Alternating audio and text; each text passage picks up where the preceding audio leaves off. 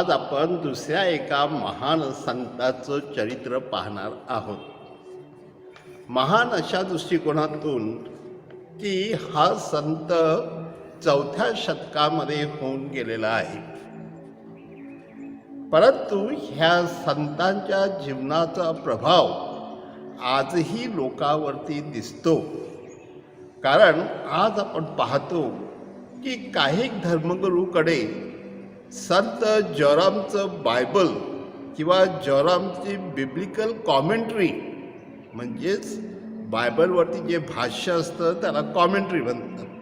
तर ती जॉरमची कॉमेंट्री आजही अनेक धर्मगुरू वापरतात आणि त्यातून अभ्यास करून काही वेळेला ते प्रवचनही देतात.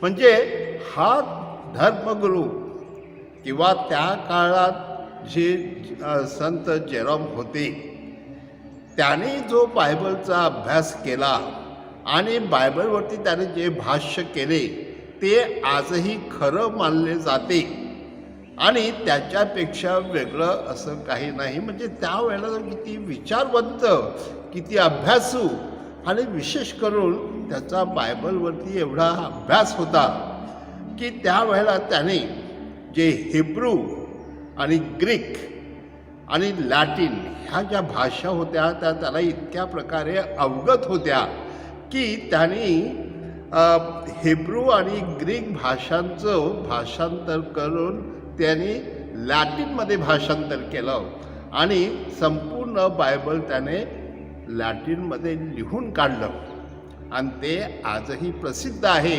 एवढंच नाही तर 15व्या शतकामध्ये जेव्हा ट्रेनची परिषद झाली त्या ट्रेनच्या परिषदेमध्ये सुद्धा त्या लोकांनी म्हणजे जे विचारवंत होते त्यांनी हा बायबलचं खरा अनुवाद आहे आणि हे बायबलवर लिहिलेली कॉमेंट्री ही सुद्धा अत्यंत आधुनिक आहे अशा प्रकारे त्यांनी विचार मांडून ते मान्य केले आणि त्याचं स्वागत केलं आणि जणू काही सगळ्या देशामध्ये ते पसरवलं.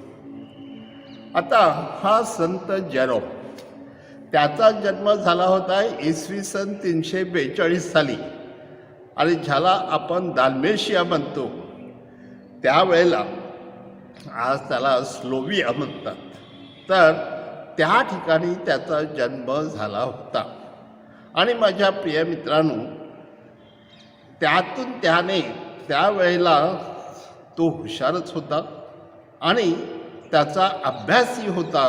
कारण त्याने विशेषतः बायबल हिब्रू आणि लॅटिन किंवा ग्रीक ह्या भाषावर त्याने अभ्यास केला होता आणि त्याच्यावरती त्याने प्रचंड परिश्रम घेऊन त्याचं अनेक पुस्तकातून सुद्धा त्याने पुस्तकं लिहिली आणि एक स्वतःची लायब्ररी ज्याला आपण वाचनालय म्हणतो स्वतःचं एक वाचनालय तयार केलं.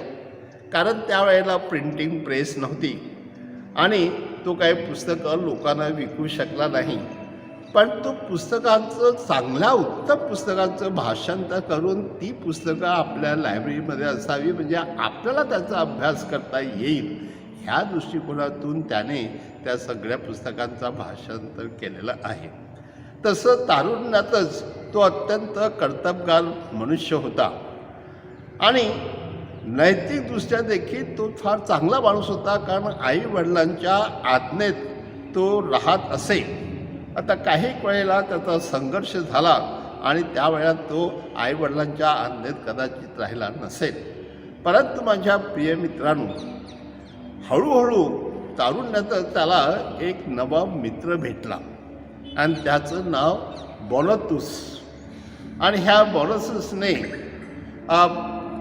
आपल्या ह्या जेरॉमला जवळ घेऊन कारण बॉनतुस हा ख्रिस्ती झाला होता आणि त्याने त्याचे ख्रिस्ती विचार ह्या जेरॉमला दिले आणि जणू काय त्याला देखील एक नैतिकदृष्ट्या उत्तम माणूस बनवायच्या दृष्टिकोनातून त्याने खूप प्रयत्न केलेले होते.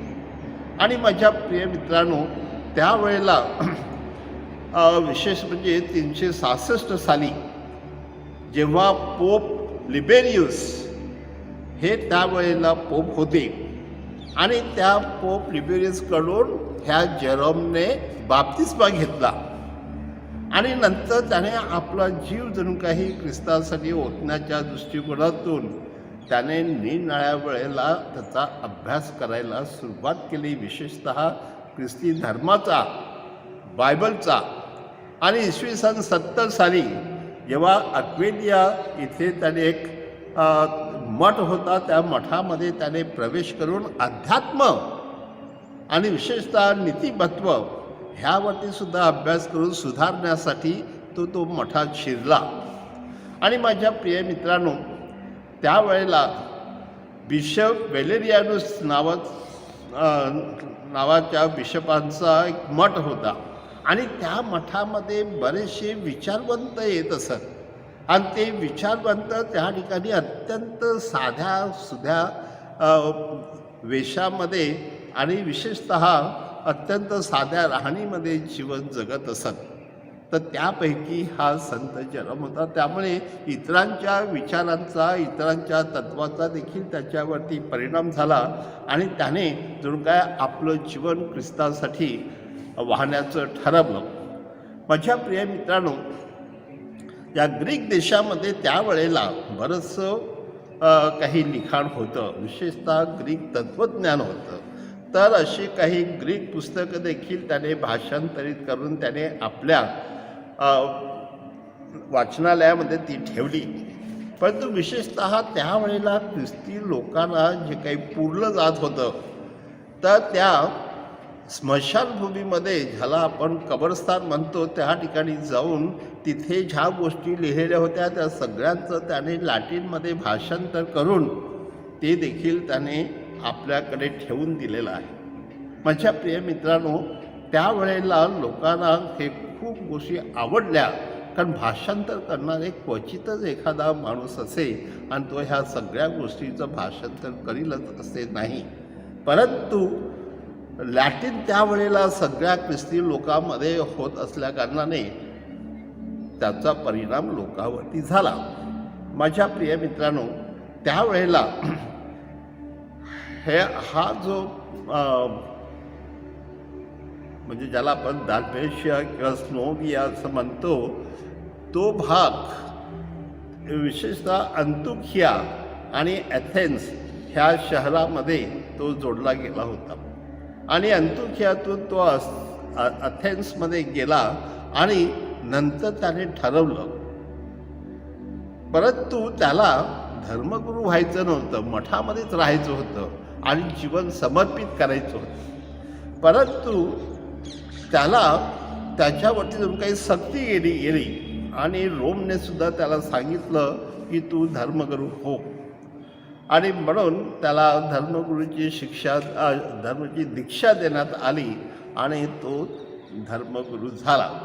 माझ्या प्रिय मित्रांनो, त्यावेळेला नाझियनचे ग्रेगरी होते, तो एक विशेषतः तज्ज्ञ होता आणि ह्या तज्ज्ञाच्या हाताखाली त्याने विशेषतः बायबल आणि ईशज्ञान ह्याचा अभ्यास केला आणि त्यानुसार तो हळूहळू पुढे गेला. परंतु एका ग्रेगरी नाझियानुस ह्याच्या हाताखाली अभ्यास केल्यामुळे तो अधिक प्रसिद्ध झाला. त्यानंतर 382 साली तो रोम इथे जेव्हा पोप दमासूस ह्यांना भेटला आणि पोप दमासूसला देखील तो खूप आवडला आणि त्याचा अभ्यास आणि त्याची भाषा आणि त्याची विशेषतः लॅटिन, हिब्रू, ग्रीक ह्याच्यावरती प्रभुत्व पाहून त्या पोपने त्याला आपल्या स्वतःचं सेक्रेटरी बनवलं. परंतु माझ्या प्रिय मित्रांनो, त्यावेळेला देखील त्याचं लक्ष अधिक मठाकडे होतं आणि तो मठवासीचं जीवन, मठवासीचं अध्यात्म, मठवासीचं एकंदरीत राहणीमान ह्यावरती त्याचं लक्ष गेल्यामुळे तो अनेकदा लोकांच्या टीकेत अडकला. म्हणजे महत्त्वाची गोष्ट अशी, ती एका बाजूने आपलं समर्पित जीवन, तपस्वी जीवन किंवा ज्याला आपण संन्यासी जीवन म्हणतो त्याकडे त्याचा ओढा होता. परंतु माझ्या प्रिय मित्रांनो, आता तो एका पोपचं सेक्रेटरी झाल्याकारणाने बरंचसं कारभार त्याच्याकडे होता आणि बऱ्याचशा गोष्टी त्यांना कराव्या लागत होत्या. आणि तरी देखील माझ्या प्रिय मित्रांनो, त्या पोपच्या मृत्यूनंतर मात्र पोप होते त्यावेळेला पोपने ह्याला खूप सावरलेलं होतं. पण तो पोपच्या मृत्यूनंतर तो अधिकाधिक लोकांच्या टीकेला बळी पडला. आणि माझ्या प्रिय मित्रांनो, आपल्याला ठाऊक आहे की तो अनेक विषयावरती अभ्यास करीत होता, तेव्हा त्याचा आणि संत अगस्तीन त्यावेळेला मिलानमध्ये होता आणि त्यांचीसुद्धा काही वैचारिक चकमकी झाल्या. परंतु अगस्तीनने सुद्धा त्याला खूप सांभाळून घेतलं आणि त्याला खूप मदतही केली आणि त्यांचं वाद जास्त काही टिकला नाही. कारण अगस्तीनसुद्धा एक महान संत होता. त्याचं आपण थोड्या वेळानं उद्या पाहणार आहोत की हा माणूससुद्धा किती महान होता. परंतु माझ्या प्रिय मित्रांनो, त्या दोघांचा समेट झाला. त्यानंतर संत जेरोमने विशेषतः बायबलवर अभ्यास करून त्याचं भाषांतर, सगळ्या पुस्तकांचं भाषांतर करायचं ठरवलेलं होतं. त्यामध्ये जुन्या काळातील काही पुस्तकं ही हिब्रूमध्ये नव्हती आणि म्हणून त्या सेप्तुजिंट, ज्याला आपण द्वितीय संहिता म्हणतो, ती द्वितीय संहिताचं सुद्धा त्यांनी भाषांतर करून ती वेगळी पुस्तकं जणू काही त्यांनी तयार केलेली होती. म्हणजेच बघा, त्यावेळेपासूनच त्याला बायबलचा केवढा सखोल अभ्यास आणि चिंतनात्मक अभ्यास त्यांनी केलेला होता हे आपल्या लक्षात येईल. आणि म्हणून माझ्या प्रिय मित्रांनो, त्याने तो पुढे काही वर्षांनी इस्रायलला गेला आणि इस्रायलला गेल्यानंतर त्याने मरियेच्या कौमार्यावरती आणि विशेषतः जे बायबलवरती अनेक विषय होते त्या विषयावरती त्याने काही पुस्तकं लिहिली आणि त्याला सांगायचं होतं की ह्या गोष्टी महत्त्वाच्या आहेत. आणि नंतर माझ्या प्रिय मित्रांनो, 410 तो रोमला जे काही एक संघर्ष झाला होता त्याचाही परिणाम ह्या माणसावरती झाला होता. परंतु आपल्याला ठाऊक आहे की त्याने पुढची 15 वर्ष म्हणजे 405 पासून 420 त्याने बायबलवरती भाष्य, म्हणजे प्रत्येक पुस्तक, प्रत्येक जण काय अध्याय आणि ते कोणत्या परिस्थितीतून आलेलं आहे, त्या काळची कोणती परिस्थिती होती, ह्या सगळ्यावरती त्याने अभ्यास करून त्याची कॉमेंट्री लिहिलेली आहे. ती आजतागायत प्रसिद्ध आहे. म्हणजेच माझ्या प्रिय मित्रांनो, आपल्याला मी सांगू इच्छितो की त्यावेळेला त्याने चर्चचा इतिहाससुद्धा लिहिलेला आहे. म्हणजे संत पेत्रापासून ज्याला आपण म्हणतो त्याच्या स्वतःच्या जीवनापर्यंत जे काही चर्चमध्ये घडत होतं ते त्याने चर्चचा इतिहास अगदी आपल्या लॅटिन भाषेमध्ये लिहिलेला होता. त्यानंतर त्या पहिल्या 4 शतकामध्ये जे अनेक रक्तसाक्षी होते त्या रक्तसाक्षींच्या जीवनावरती आणि संतांच्या जीवनावरती त्याने खूप अभ्यास करून पुस्तकं लिहिली आणि ती टिकवली. आणि म्हणून माझ्या प्रिय मित्रांनो, आजसुद्धा अत्यंत महत्त्वाची गोष्ट आपल्याला दिसून येईल की त्या काळामध्ये ज्याला आपण बायबलमध्ये शेवटी जुन्या करारामध्ये मक्काबीची 2 पुस्तकं आपण पाहतो. तर त्यातील पहिलं पुस्तक हे हिब्रू भाषेमध्ये होतं असं त्याचं मत त्याने लिहून ठेवलेलं आहे. तरीसुद्धा मध्ययुगामध्ये आपण पाहतो की प्रोटेस्टंट लोकांनी ते स्वीकारलं नाही आणि ती दोन्ही मक्काबीची पुस्तकं बायबलमधून काढून टाकली आणि त्यांचं वेगळं बायबल सुरू केलेलं आहे. तर अशा प्रकारे दुसरी संहितेमध्ये जी 7 पुस्तकं आहेत ती बायबल प्रोटेस्टंट लोकांमध्ये नाहीत, पण ते वाचल्यानंतर त्यांच्यामध्ये किती देवपण आहे किंवा हे पुस्तकं देखील देवाचा शब्द आहे हे आपल्याला पटेल. म्हणून माझ्या प्रिय मित्रांनो, आज आपण ह्या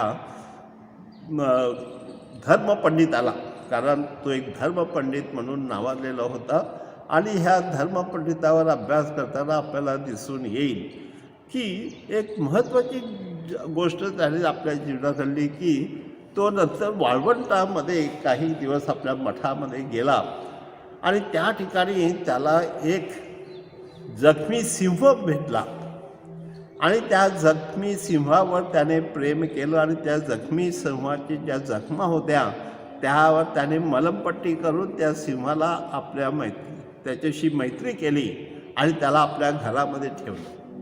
म्हणजे माझ्या प्रिय मित्रांनो, ह्या माणसामध्ये देखील ईश्वरी शहाणपण होतं हे आपल्या लक्षात येईल.